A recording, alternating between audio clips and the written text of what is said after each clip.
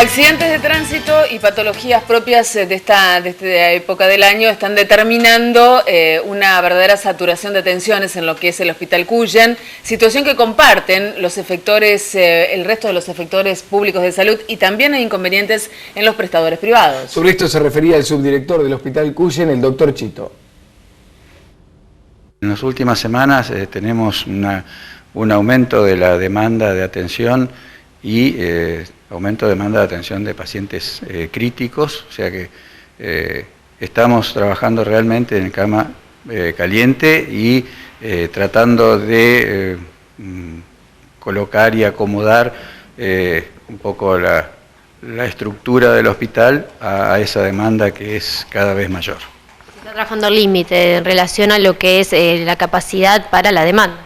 Sí, sí, y a veces un poco más, y tratando de algunos pacientes incluso derivarlos a sanatorios privados, ¿no es cierto?, a unidades de cuidados críticos en sanatorios privados para poder seguir atendiendo a nuestros pacientes, y con la salvedad de que también las camas privadas están en un número crítico en la cual a veces no hay disponibilidad. En otros efectores públicos como el Hospital Iturraspe, la situación sería bastante semejante. Yo tengo entendido que tanto el Hospital Iturraspe, que con sus camas críticas en adultos, y el Hospital de Niños están trabajando exactamente igual que nosotros. ¿Es común que suceda esto en esta fecha del año? ¿Sucede año tras año en esta época de invierno? Sí, en esta época se acrecientan las enfermedades respiratorias que debido a la evolución están siendo algunas un poco más críticas que años anteriores, entonces requieren cuidados críticos, asistencia respiratoria, y después los consabidos accidentes y casos policiales que siempre están en nuestro hospital. ¿Tienen un promedio? ¿Cuánta gente, por ejemplo, concurre a la guardia diariamente? Nosotros estamos arriba de los 400, 500 pacientes en la atención. ¿Qué capacidad de camas tiene el hospital? El hospital tiene 357 camas, con alrededor de 30 camas críticas. En este momento están todas ocupadas. Están todas ocupadas. Bueno, invitamos y ha aceptado gentilmente nuestra invitación al doctor Carlos Alico, que es médico pediatra. ¿Cómo andamos, Carlos? Buenas noches. Muy bien, la verdad bienvenido. Gracias por haberme invitado y me hacen sentir, bueno, vos como siempre muy cómodo. Y bueno, la verdad que una gran satisfacción tener una ventana y una posibilidad de charlar de cosas que seguramente van a ser del interés de todos y cada uno de los que están del otro lado. Seguro, porque hablamos de la cantidad, ya estuvimos ocupándonos en ediciones anteriores de la cantidad de chicos que llegan con cuadros realmente graves por afecciones respiratorias a la atención médica. La pregunta es, ¿cuándo estamos ante una afección respiratoria y no ante un resfrío más? ¿Cómo nos damos cuenta de que es necesario consultar al médico porque hay algo más que un resfrío? Mirá, es una buena pregunta, como siempre una pregunta inteligente de tu parte. Gracias. Pero, ¿sabés por qué te lo digo? Porque en realidad, si bien podemos considerar que estamos en un brote de enfermedades respiratorias, sobre todo en la infancia y sobre todo en los infantes menores, nosotros estamos habituados a tener fenómenos bronquiolares en los pequeños, en los menores de 1 año, fenómenos bronquiales en aquellos un poquitito más grandes, y tenemos más o menos afinado, por lo menos en los porcentajes, cuáles son los gérmenes que suelen provocar este tipo de patología. Que recordemos es de muy fácil diseminación entre persona a persona, no solamente nosotros podemos ser transmisores sin necesidad de estar enfermos, ¿no es cierto? Porque estamos colonizados, y la enfermedad la adquieren aquellos menores que tienen sistemas inmunitarios en vías de maduración. No son inmaduros de ninguna manera, pero están en vías de maduración por la edad cronológica que tienen. Pero este año sí estamos viendo patología que es parecida y no igual. Y todo lo que sea parecido y no igual merece una gran atención. Si bien estamos en una gran cantidad de patologías virales en este momento, y pongo este acento para que ningún distraído ante el primer signo de temperatura o secreciones, incluso de algunas secreciones espesas y verdosas, elija utilizar rápidamente algún antibiótico, porque si no llega a ser lo que pensamos, después tenemos graves dificultades para hacer diagnóstico. Pero evidentemente estamos este año con niños con gran compromiso de la vía respiratoria, altas temperaturas, altas temperaturas, algunos otros signos que son difícilmente objetivables, como por ejemplo cefaleas, dolor retroocular, presencia de vómitos e intolerancias a veces de alimentos o incluso de los mismos antitérmicos, que generan que como mínimo estemos muy atentos y debamos evaluar cada uno de los niños que tengan este proceso. ¿Qué debemos hacer nosotros como papás? En principio, ante un niño que esté febril o que esté digamos decaído, molesto, primero lo sintomático, bajar la temperatura, tratar de hidratar, no preocuparnos. La verdad que buena parte de las veces tenemos consultas porque el niño no quiere comer y entonces estamos preocupados porque no quiere comer. De ninguna manera. El niño está intentando generar un metabolismo basal y tratar de bloquear la enfermedad, y eso es bueno, pero sí necesitamos hidratar. ¿Y con qué necesitamos hidratar? Con agua. Y la verdad que buena parte de las veces no necesitamos ninguno de los productos que vienen para deportistas, ni los que usan los tenistas en Wimbledon, ninguno de esos son necesarios porque muchos de esos tienen muchas cargas de solutos, de sales, y son difíciles de manejo para los chicos. Pero de alguna manera sí es prudente, es conveniente evaluarlos inteligentemente, permitir que el pediatra de cabecera los examine y no temer, incluso en generar una reconsulta si es que no aparecen síntomas, si es que no aparecen otros signos. Y la verdad de la milanesa es que estamos viendo cuadros que son parecidos pero no iguales. Y con el curso de su evolución podemos llegar a un diagnóstico más claro y a un tratamiento un poco más lógico y más etiológico, que es lo que realmente conviene. Perdón Martín, una afección respiratoria en un bebé o en una criatura de corta edad es riesgosa, esto me parece que tenemos que terminar de entenderlo, y una consulta prematura, obviamente a lo mejor corremos el riesgo, como nos ha pasado alguna vez, que nos manden a casa y mira, no sé qué tiene, hay que esperar un poquito más. Pero bueno, por lo menos estamos ya en contacto con el pediatra y con una idea de que algo hay. Yo creo que hay que separar las aguas. El cuadro de enfermedad puede generar trastornos respiratorios, concretamente dificultad y estrés respiratoria, que esto en sí mismo no depende de la etiología, porque puede ser cualquiera de los virus o incluso algunas bacterias que generen cuadros respiratorios severos con dificultad para respirar. Y en estos casos, sobre todo los menores, requieren atención muchas veces en internación.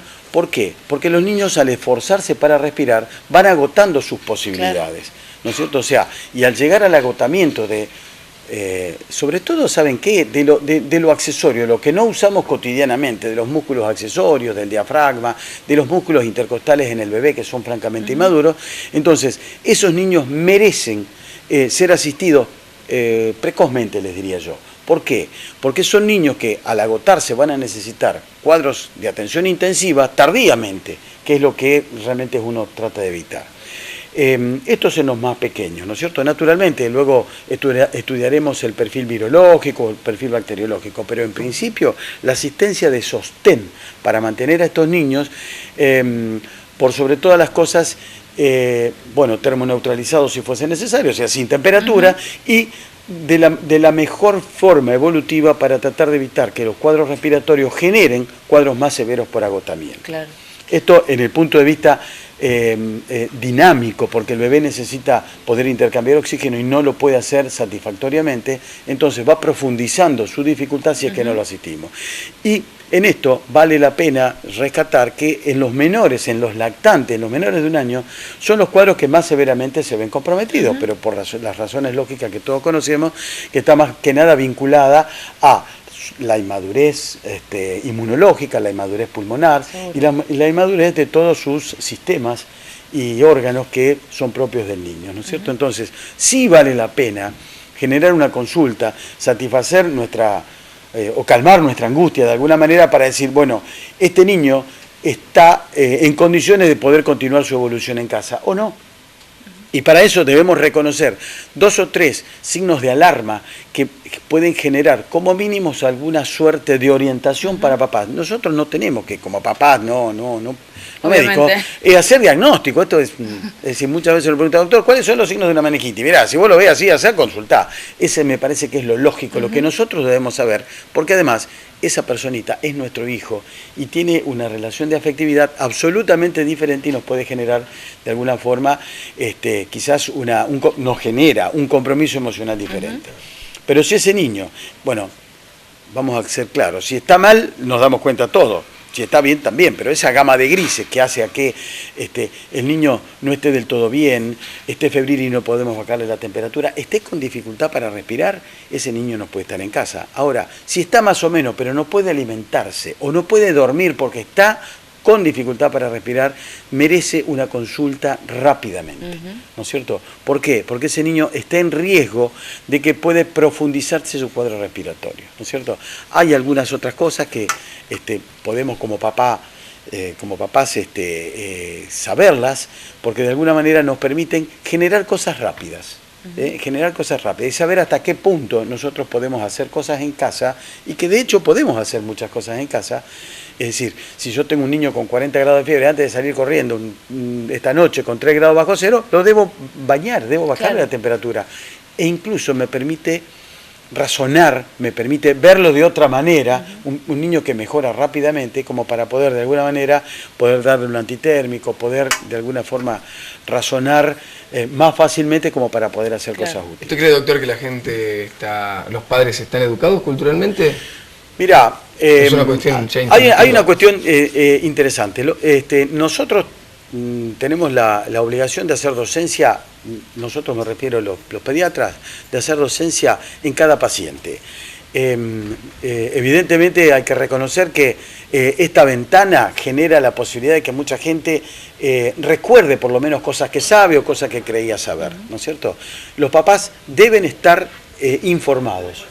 Así como tenemos patologías estivales, tenemos patologías de invierno, recién hablábamos de accidente, que no es un hecho menor, es una de las epidemias más importantes que hoy tenemos, mucho más que las enfermedades respiratorias, no le quepa la menor duda, ¿no es cierto? Y que muchas veces quizás requiere menos minutos de televisión o menos centímetros de prensa escrita, y son realmente importantes.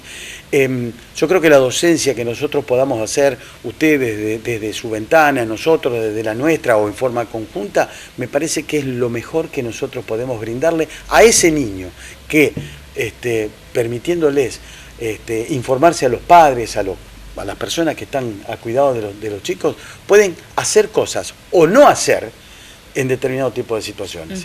Recordemos que lo que nosotros intentamos hacer es simplemente dar panoramas generales, no panoramas puntuales, porque evidentemente todos sabemos que ante el mismo estímulo hacemos cosas diferentes, sino, qué sé yo, veamos qué pasa si, qué sé yo, se cae una persona en una moto en la esquina, ¿qué hacen? Y algunos corren, otros se ríen, otros lloran, otros salen disparando. Obviamente. Es decir, ante el mismo estímulo reaccionamos diferente y no sabemos cómo, porque somos de esa manera. Pero lo importante de las cosas es, como mínimo, saber qué hacer, no saber resolver el problema, saber qué hacer y qué no hacer, que también es importante. O sea, evidentemente nosotros hemos heredado un montón de cosas de nuestros ancestros, algunas buenas y otras no tan buenas, que algunos las siguen usando porque, bueno, seguramente a alguien le hizo bien y a mí también me puede hacer.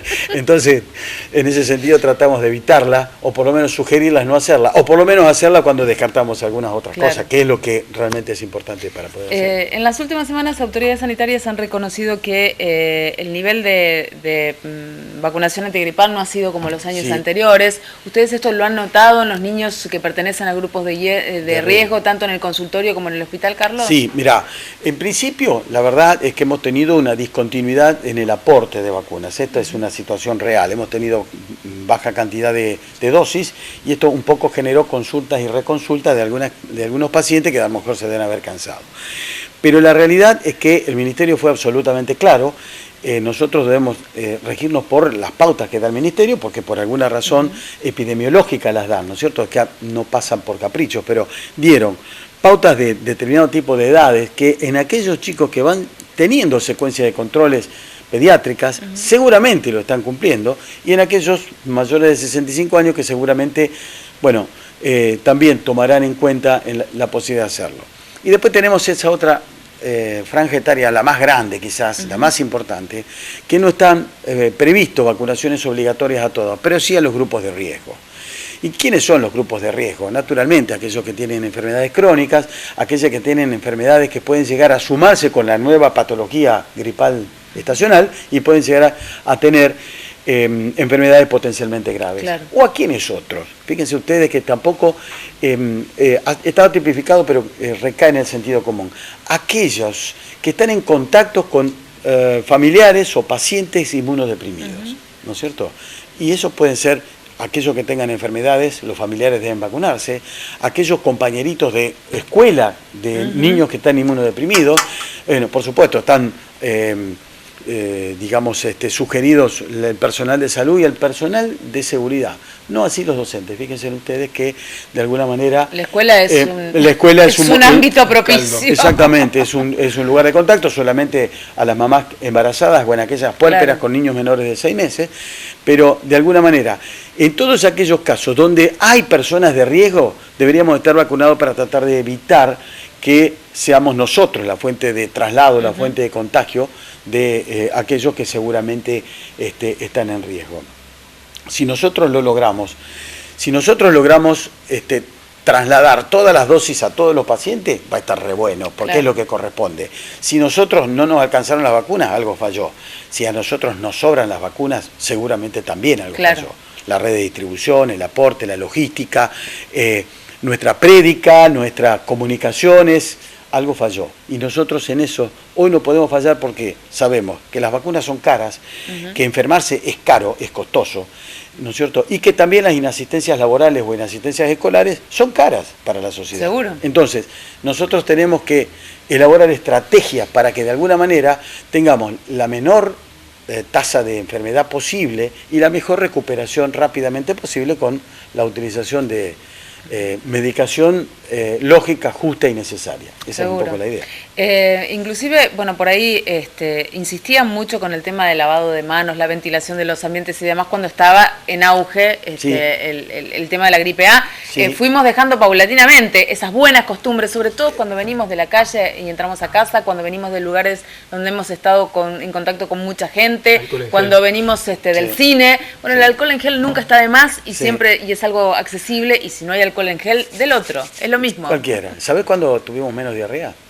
De las comunes, cuando tuvimos cólera. Porque si ustedes se acuerdan, seguramente algunos más que tengan más años se acuerdan de la publicidad fuerte que se instaló a nivel nacional, que no era ni más ni menos que lavarse las manos, lavar las verduras, hervir el agua, no tuvimos otras diarreas. Por supuesto que no tuvimos cólera donde no debía haber, pero no tuvimos diarrea. ¿Por qué? Porque se subieron los niveles de alarma. En esta instancia nosotros debemos sostener altos los niveles de alarma. Y cuando vos planteás ventilación, la ventilación debe ser la premisa número 1 en momentos de brotes. Por más que haya frío, que haga frío. No, porque evidentemente ventilar 2 veces por día el dormitorio de tu casa o el aula de los chicos, abriendo puertas y ventanas y permitir corriente de aire, tiene un sentido muy claro. Ustedes saben que cuando nosotros hablamos, estornudamos, nosotros emitimos gotas de saliva, que son las famosas gotas de flujo. Esas gotas van vehiculizando virus, que tenemos todos, que estamos de alguna manera, somos colonizados.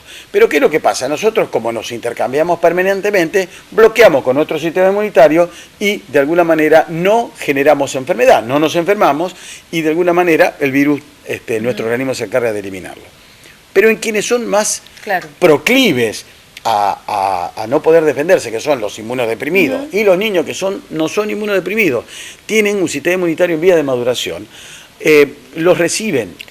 Y al recibirlo pueden enfermar, porque no pueden ser bloqueados. Entonces, ¿qué es lo que nosotros generamos con la ventilación? Ventilación, abrir una puerta y una ventana, no estamos hablando de nada raro, nada costoso. Generamos una corriente de aire. ¿Saben cuánto tiempo puede durar una gotita en el aire? 6 horas. Entonces, ¿qué es lo que nosotros hacemos? Al abrir puerta y ventana generamos una corriente de aire.